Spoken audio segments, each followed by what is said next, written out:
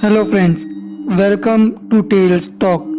दोस्तों, जैसा कि आप जानते हैं कि टेल्स टॉक पर मैं आप लोगों के साथ लोगों के सच्चे वाकयात शेयर करता हूं।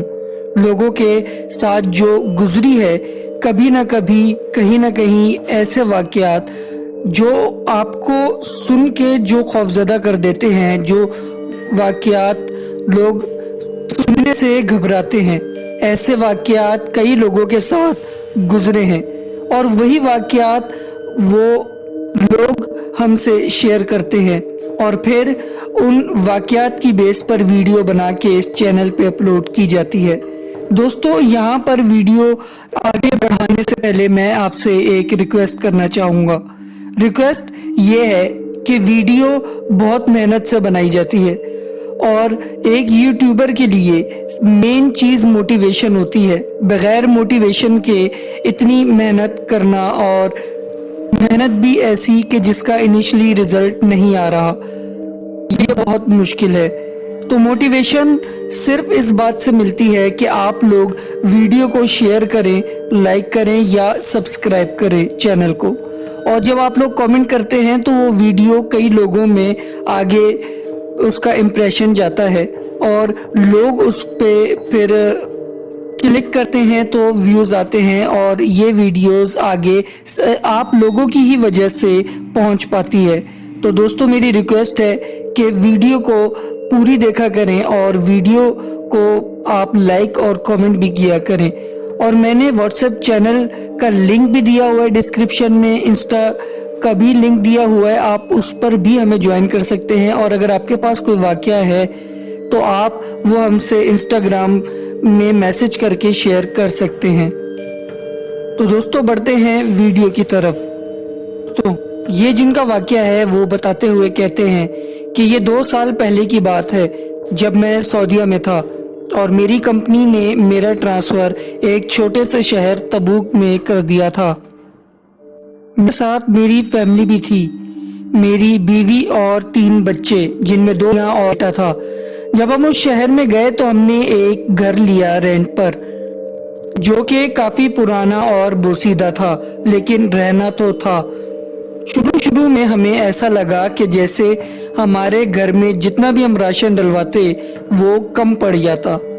जैसे 1 महीने का राशन डालो तो 15 दिन में ख़त्म, और चावल तो सबसे पहले ख़त्म होते थे। हालांकि हम चावल खाते इतना नहीं थे। अक्सर किचन से खुशबू खाना पकाने की उठती थी और जब जाके देखते थे तो कुछ नहीं होता था। फिर मेरी वाइफ ने घर में नमाज बाकायदा से शुरू की और तिलावत कुरान लगाना और पढ़ना भी शुरू की, तो हमारे साथ बुरा होना शुरू हो गया। जिस दिन मेरी वाइफ ने नमाज पढ़ी उस घर में फर्स्ट डे, उसी दिन रात में मेरी वाइफ को ख्वाब आया कि एक खौफनाक दिखने वाली बूढ़ी औरत है और उसके लंबे लंबे बाल हैं और वो अपनी चोटी को घुमाकर मेरी बेटी के गले में डाल देती है। ये सब देखकर खौफजदा होकर मेरी वाइफ अपनी नींद से उठ गई और देखती है कि बिल्कुल सामने ही वही बेटी बैठ के खून की उल्टियां कर रही थी। ये सब देखकर हमारे होश उड़ गए। मैं अपनी बेटी को लेकर फौरन हॉस्पिटल भागा। डॉक्टर ने जब चेक किया तो उसने बताया कि सब नॉर्मल है। तो हम लोग अपने घर वापस आ गए। जब पड़ोसियों ने ये अफरा तफरी देखी, रात गए तो वो लोग बाहर आ गए और उन्होंने वजह दरियाफ्त की। तो मैंने उन्हें अलिफ से ये तक सारी कहानी सुना दी। तो उन्होंने बताया कि क्या आपको मालिक मकान ने नहीं बताया कि इस घर में आसेब हैं, ये घर आसेब ज़दा है। तो मैंने फौरन मालिक मकान को कॉल की और उनको बुला लिया। मालिक मकान के यहाँ पर सारे घर तकरीबन इतने ही पुराने हैं कि तकरीबन हर घर में कुछ ना कुछ है, कहाँ जाओगे आप। तो हमने उसी दिन घर खाली कर लिया और फैमिली को एक होटल के रूम में शिफ्ट किया। मैंने फैसला कर लिया था कि मैं अकेला ही अपना सामान शिफ्ट करूँगा और हम कहीं और घर लेंगे। मेरी मेहनत की कमाई से बनाया हुआ सामान एक ऐसे घर में था जहां कदम रखते हुए भी खौफ आ रहा था। میں نے ہمت کر کے یہ قدم اٹھایا اور اس گھر میں داخل ہو گیا۔ داخل ہوتے ہی میری نظر کچن کی طرف گئی کہ کچن سے ایک لمبی چوٹی نکل کے باہر کی طرف آ رہی تھی اور ایک سرا اس کا کچن میں تھا اور وہ ایسے ہل رہی تھی جیسے سانپ ہلتا ہے۔ یہ خوف زدہ کر دینے والا منظر دیکھ کر نہ جانے کس وقت میں بے ہوش ہو گیا۔ جب مجھے ہوش آیا تو شام کا وقت تھا۔